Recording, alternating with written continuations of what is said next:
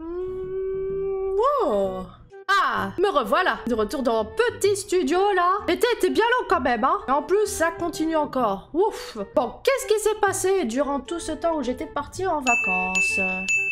Ah oui, quand même, le sujet du jour est assez particulier. Ouais, on commence avec des trucs comme ça. Bon bah, y a pas le choix, hein. Y a pas le choix, hein. Ah oui, vous avez peut-être vu, j'ai fait un petit changement au niveau de mon avatar, hein. Il y a un petit peu plus d'expression qu'avant.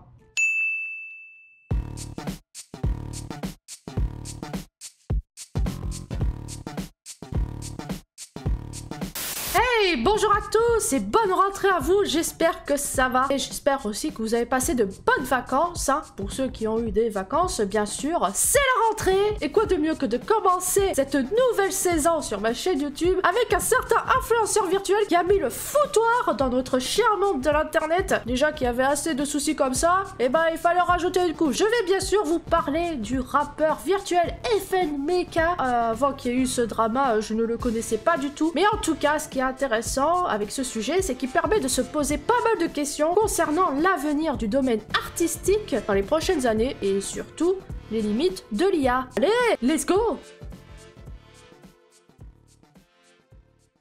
Bon, avant que je vous parle du sujet principal, présentons le personnage. Voici FNMeka. C'est un rappeur virtuel et donc par extension un influenceur virtuel. Il est apparu pour la première fois en avril 2019. Il est américain et il est décrit comme un robot rappeur ayant l'apparence d'un cyborg et d'un rappeur très bling bling, hein, sur les bords avec des bijoux en or un peu partout sur lui. C'est un peu méga cliché, mais bon, c'est fait exprès, bien sûr. Ce rappeur virtuel a une particularité par rapport aux autres chanteurs virtuels, par exemple Polar. Bon, si vous n'avez aucune idée de quoi je parle, allez voir cette vidéo. C'est que ses paroles sont créées via l'intelligence artificielle. Ce qui fait que FNMeka, contrairement aux autres chanteurs virtuels, il compose et il écrit ses propres chansons. Là, pour le coup, on peut dire que c'est presque un robot. On n'en est pas loin, hein. L'intelligence artificielle de ce rappeur serait capable d'analyser de nombreuses chansons populaires, de genre assez spécifique, bon, sûrement tournées autour du hip-hop, et d'écrire ses propres rimes par conséquent. Petite parenthèse avant qu'on continue la vidéo, je voulais juste vous prévenir que je vais vous montrer des extraits de paroles de certaines de ces musiques. Ah, vous allez voir, il y a du level, hein.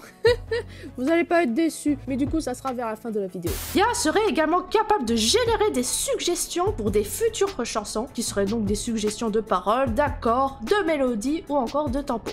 Donc on peut dire que ce chanteur virtuel a une certaine autonomie au niveau de la musique. Mais ce n'est pas pour autant que c'est un robot entièrement. Par exemple, les animations, son look ou tout simplement ses posts TikTok et Instagram viennent d'humains. Mais il marque tout de même une grosse différence avec les autres chanteurs virtuels avec cette technologie de l'IA qui le rend plus compositeur de ses musiques, tandis que les chanteurs virtuels, de manière générale, sont plus des pantins dirigés par les humains. Ah oui, autre chose à savoir aussi par rapport à ce chanteur virtuel, c'est qu'il a à peu près 10 millions d'abonnés sur TikTok, bon, un peu moins sur les autres réseaux sociaux, mais bon, sa principale activité se trouve sur TikTok, et il s'est fait connaître surtout là-dessus. Contre, il faut savoir que la voix derrière FNMeka est bel et bien humaine. Jusqu'à maintenant, on ne savait pas qui était derrière l'avatar, mais maintenant on le sait, et ce serait un certain Kyle V. Hooligan, qui d'ailleurs s'est exprimé par rapport à ce sujet. Je vais revenir là-dessus plus tard dans la vidéo. Bien sûr, j'ai oublié de mentionner quelque chose de très important, l'entreprise derrière. Et il s'agirait de Factory New. C'est tout simplement un label qui regroupe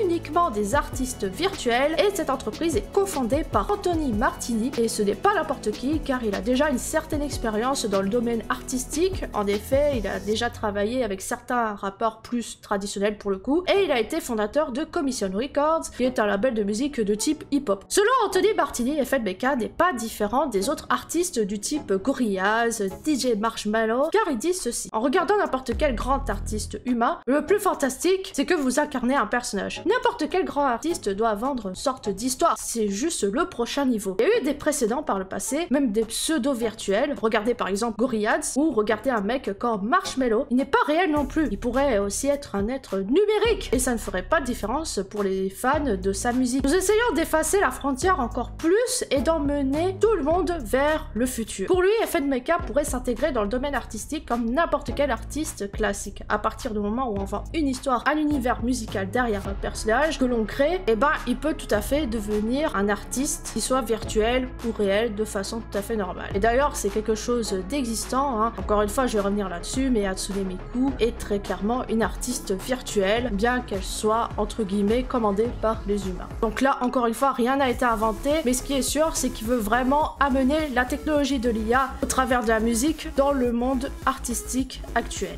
Au-delà du fait qu'il soit rappeur, FNMK est surtout influenceur, car il a déjà collaboré avec de nombreux labels, que ce soit Starbucks, Sony, Apple et quelques marques de voitures par-ci par-là. Il est clair, il est un full produit de marketing qui a su séduire de grosses entreprises, mais cette séduction va s'arrêter là car il y a eu pas mal de soucis avec ce rappeur virtuel. En effet, il faut savoir qu'en août dernier, il a été labellisé par la maison de disques Capitol Records et ce n'est vraiment pas n'importe quoi pour le coup. Cette maison de disques a pour maison mère Universal et bien sûr elle a déjà labellisé de très gros noms de la musique comme Katy Perry ou encore Paul McCartney. Alors voir un influenceur virtuel se faire accepter dans une maison de disques pareil, c'est assez inédit.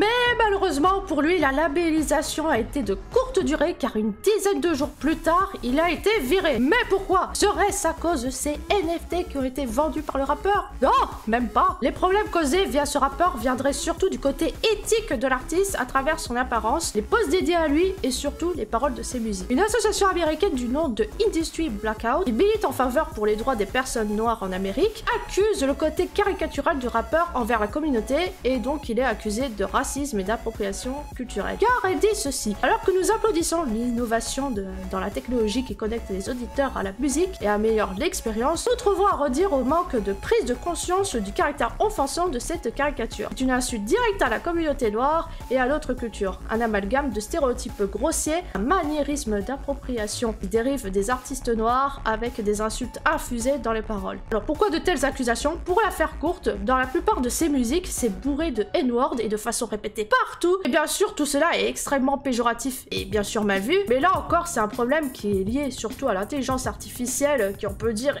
a été pas mal déficiente. Mais il y a aussi surtout un fameux post de l'influenceur où on le voit se faire frapper par un policier et que lui, il est à terre en disant qu'il en est victime, ce qui est plutôt un manque de respect envers les personnes noires victimes des policiers en Amérique IRL, bien sûr. Bon là, par contre, ça n'a rien à voir avec l'IA, c'est très clairement un acte délibéré des créateurs derrière. Je vais pas rentrer dans tous les détails des accusations émises par l'association, je vous mets les liens en description pour en savoir plus parce que moi, surtout, ce qui m'intéresse, c'est les dégâts liés à l'intelligence artificielle. Mais ce qui est sûr, c'est que face à ces déluges d'accusations, le label s'est excusé et a décidé de congédier le rappeur virtuel. Et pour revenir à propos de la voix de FNMK, il faut savoir que Kyle V. Hooligan, donc la personne qui faisait la voix du rappeur virtuel, accuse la société de l'avoir ghosté et de ne pas avoir tenu leur promesse de lui donner des capitaux propres par rapport aux gains générés par le rappeur virtuel. En gros, pour faire simple, depuis tout ce temps, il aurait bossé gratuitement pour eux sans qu'il y ait la moindre reconnaissance en retour du travail fourni par Kyle. Là, très clairement, je pense qu'il y a eu un problème de contrat qui aurait pu être évité,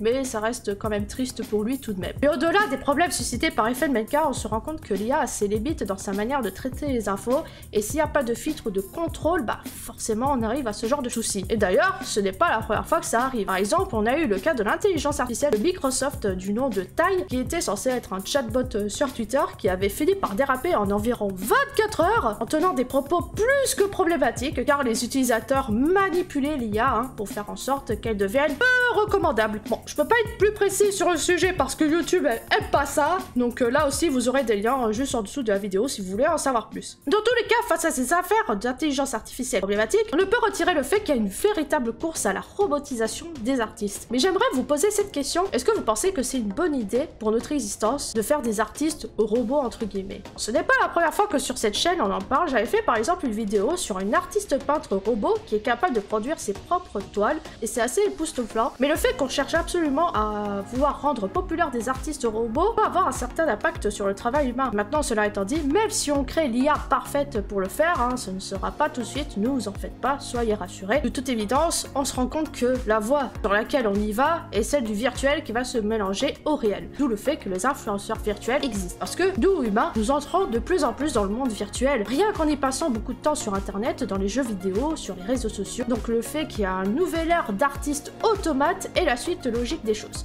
Mais le temps que les choses se perfectionnent, il est clair qu'il ne faut surtout pas compter sur l'intelligence artificielle pour avoir de la bonne pratique avec notre société actuelle. FNMK est l'illustration de ce genre de problème. Même si les créateurs, on va pas se mentir, ils n'ont pas arrangé les choses avec tout ce qu'il y avait avait autour de son univers et que le problème venait surtout de l'humain. En tout cas, c'est comme ça que je le conçois. Mais au final, est-ce que l'IA ne serait pas à l'image de l'humain? Le fait qu'elle s'approprie des codes qui sont peu recevables et que ce soit de façon intentionnelle ou non, dans tous les cas, l'IA apprend de l'humain. Et le souci, c'est que si elle apprend du pire, alors il faudra que les créateurs fassent de leur mieux pour que l'intelligence artificielle ne soit pas problématique pour nous, les humains. Oh là là, c'était intense comme sujet, mais ne vous en faites pas. J'ai prévu une note rigolote à tout ça parce que bon, c'était assez lourd. Je vous propose un peu de poésie pour rendre hommage à ce petit ange parti trop tôt. J'ai lu certaines de ses paroles de musique et vous allez voir, c'est juste incroyable.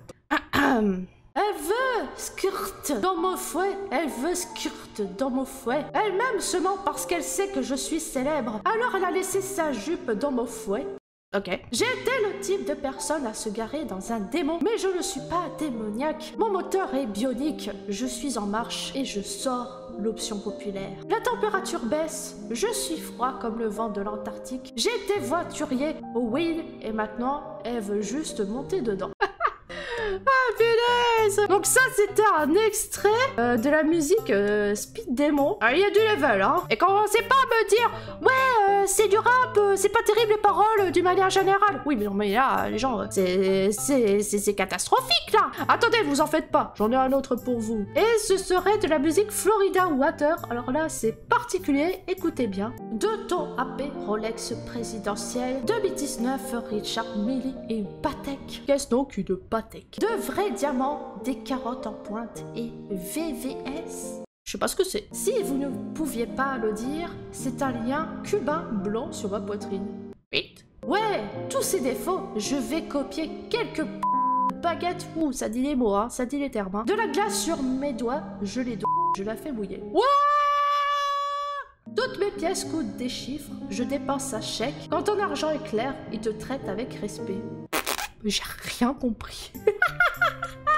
J'ai rien compris. Bon, c'est bon. Je pense que j'ai eu ma dose de rap, là, virtuelle. Je pense qu'on a compris l'idée. Bon, c'était pas une grosse perte. Hein. Ah, punaise. Oh, ça fait mal, ça fait mal. Bon, avant qu'on finisse cette vidéo, je voudrais remercier mes premiers abonnés sur ma chaîne YouTube. Vous avez les noms ici. Alors, j'explique très rapidement de quoi il s'agit. En gros, le même principe que les subs sur Twitch, sauf que c'est sur YouTube. Et donc, quand on s'abonne à ma chaîne YouTube, avec le bouton rejoindre, je crédite à la fin de la vidéo les personnes qui l'ont fait. Alors, j'ai mis cela en place car ça permet tout simplement d'éviter de se balader dans plusieurs plateformes, hein, que plutôt de créer un Patreon ou un Utip. Je me suis dit, bon, autant utiliser la fonctionnalité de YouTube qui permet de le faire. Ça marche très bien. En plus, il y a un très bon ratio au niveau de l'argent, hein, si je puis dire. Et ça permet aussi aux membres donc de ma chaîne YouTube d'avoir des avantages, comme par exemple avoir accès à des emotes et autres. Hein. Si vous voulez en savoir plus, il faut cliquer sur le bouton rejoindre. Vous aurez toutes les informations. Et si vous avez des questions, n'hésitez pas. Ne vous en faites pas. Si vous cliquez sur le bouton, juste vous appuyez, vous n'allez pas directement payer. Vous en faites pas. Il faut pas paniquer là-dessus. Juste vous cliquez, vous avez les infos. Si vous voulez le faire et que vous avez les moyens, bah écoutez, hein, n'hésitez pas. Donc merci à vous, les premiers à être sub à ma chaîne YouTube, et merci bien sûr à vous tous d'avoir regardé cette vidéo. N'hésitez pas à liker, partager la vidéo si elle vous a plu, et de laisser un petit commentaire pour me dire ce que vous en pensez de tout ça. Abonnez-vous à ma chaîne YouTube si ce n'est pas déjà fait, mais cette fois gratuitement avec le bouton s'abonner bien sûr, pour connaître les prochaines sorties de vidéos, et je vous dis à bientôt pour une prochaine vidéo. Bye bye, et bien sûr, bonne rentrée à tous. Bye bye. Vous avez vu tout ce que je peux faire? Attendez. C'est quand même sympa, hein, d'avoir plus d'expressions. Maintenant, vous voyez vraiment mes vraies expressions. J'ai une tête choquée, là. Ça me fait trop marrer, c'est ouf. Allez, à bientôt. Bye bye.